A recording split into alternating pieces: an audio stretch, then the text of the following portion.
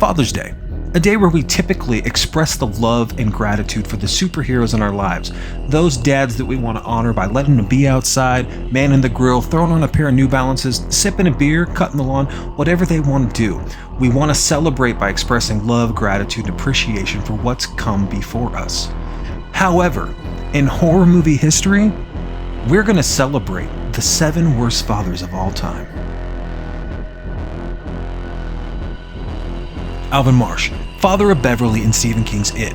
Prime example of a horrible father. Alvin is physically abusive, emotional harm, bruises, scars, blames her for his shortcomings and failures. Alvin is just fucking neglectful. Basic needs, check. Hungry, no clothes, check. Completely controlling, absolute prick. Everything that she does, from what she wears, who she talks to, completely terrible father who inflicts physical and emotional harm. George Lutz, a man who wants to buy a house for his family, and despite knowing that murders have taken place, he decides to move in. Basically, his responsibilities as a caring father are putting his family in danger, exposing them to supernatural occurrences, and then prioritizing fame and money over their well-being. Bad parenting. The great Bill Paxton's character, Dad Meeks in Frailty, is an all-timer. Talk about dragging his 2 sons into a delusional crusade to kill people he believes are demons.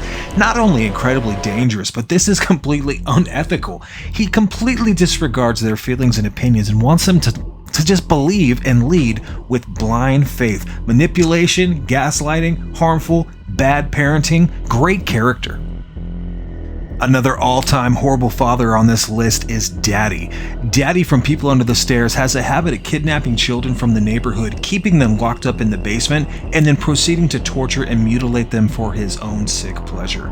Now, let's not forget about his wife. She is not without, blame here, but Daddy is the worst father figure who has no regard for the well-being of his daughter or any child for that matter. Stay away from Daddy from People Under the Stairs.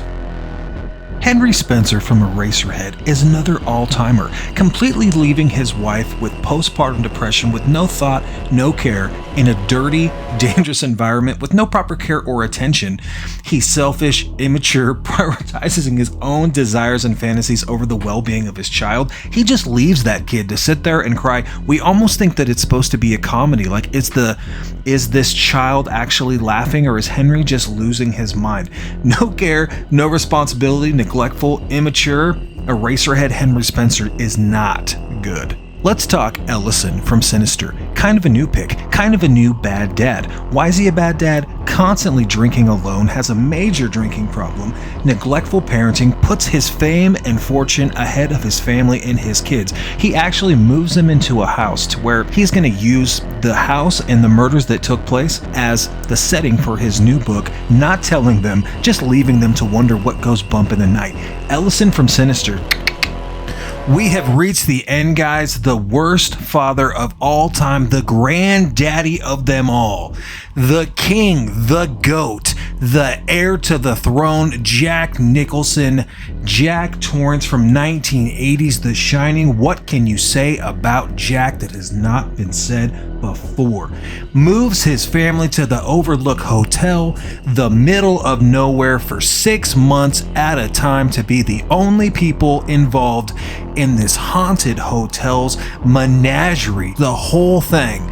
Poor Jack's family is just exposed to The Shining, and what Jack does to his family it's on par as the greatest performance of all time from any horror character, in my opinion.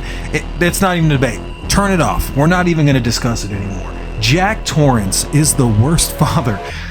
I'm just walking down the hallway just one day, just losing his mind, click clackety clack, click clack, and typing away on that motherfucking keyboard. All work and no play makes Jack a dull boy. Danny Torrance, absolutely brutalized from the woman in room 237, but not as bad as that arm grab when he's laying on the bed, right? Goddamn, fucking, you can't make his eggs over easy. He wants them. Jack is a fucking not really. Jack is the best of all time.